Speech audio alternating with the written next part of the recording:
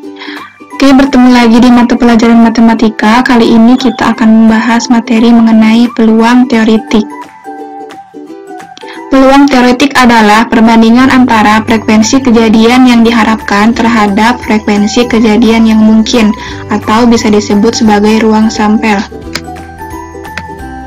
Rumusnya adalah PA sama dengan NA dibagi dengan NS, di mana PA adalah peluang, NA adalah frekuensi kejadian yang diharapkan, dan NS adalah frekuensi kejadian yang mungkin atau bisa disebut dengan ruang sampel.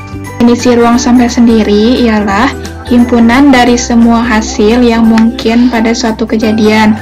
Biasanya ruang sampel ini dinotasikan dengan S. Selanjutnya, titik sampel. Titik sampel itu ialah anggota-anggota dari ruang sampel atau kemungkinan-kemungkinan yang muncul. Nah, untuk titik sampel ini dinotasikan dengan A. Nah, selanjutnya kita masuk ke contoh soal pertama. Sebuah koin ditos sebanyak 1 kali. Berapa peluang munculnya sisi gambar? Nah, pertama kalian harus menentukan terlebih dahulu ruang sampelnya. Jika koin itu berarti ruang sampelnya itu ada angka dan ada gambar.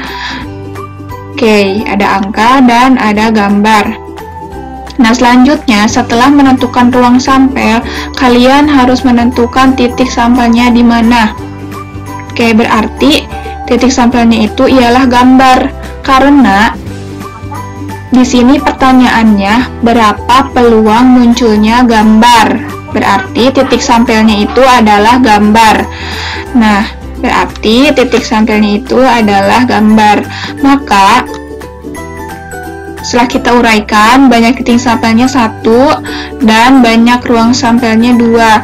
Berarti kesimpulannya itu adalah NA-nya itu 1 dan NS-nya itu 2. Berarti 1/2 adalah nilai peluang teoretiknya, yaitu 1/2. Oke, sekarang kita masuk ke contoh soal kedua, yaitu satu dadu dilempar sebanyak 1 kali. Peluang muncul mata dadu 3 adalah: yang pertama, kalian tentukan terlebih dahulu ruang sampelnya. Nah, untuk dadu itu berarti ruang sampelnya itu ada 1, 2, 3, 4, dan 5. Oke, berarti ruang sampelnya ada 6. Nah, selanjutnya kalian tentukan titik sampelnya. Karena di sini dipertanyakannya itu muncul mata dadu 3, berarti titik sampelnya itu ada 3, maka titik sampelnya itu berjumlah 1. Kesimpulannya adalah untuk NA-nya itu 1 dan NS-nya itu 6. Jadi peluang teoretiknya itu ialah 1/6. Sekarang kita masuk ke contoh soal nomor 3. 2 buah dadu dilempar bersama-sama. Peluang munculnya mata dadu pertama bermata 3 adalah: pertama, kalian tentukan terlebih dahulu ruang sampelnya. Nah, untuk ruang sampelnya ini, karena di sini ada 2 dadu, berarti kita ibaratkan untuk 3 ini adalah dadu pertama. Untuk anggotanya 1, 3, 1, 2, 3, 4, 5, 6 ini adalah dadu kedua. Berarti ruang sampelnya itu adalah 31, 32, 33, 34, 35, dan 36. Maka jumlah ruang sampelnya itu adalah 6. Nah, selanjutnya titik sampelnya itu ialah 3. Karena di sini pertanyaannya munculnya mata dadu pertama bermata 3, berarti titik sampelnya itu adalah 3.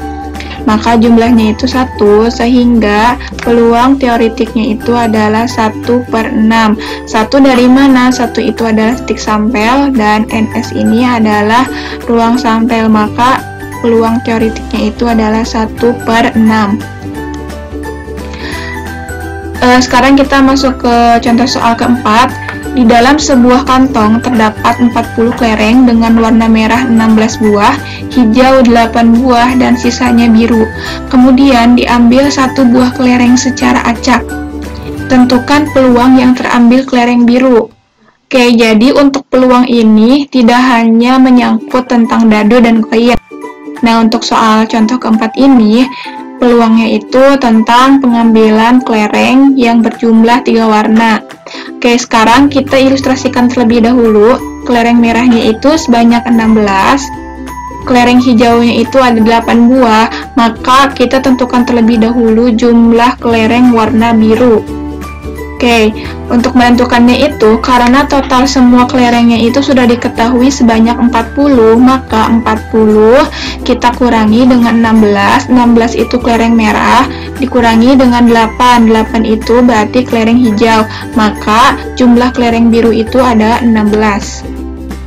Nah, selanjutnya kita bisa menentukan ruang sampelnya itu 40 karena total semua kelerengnya itu berjumlah 40.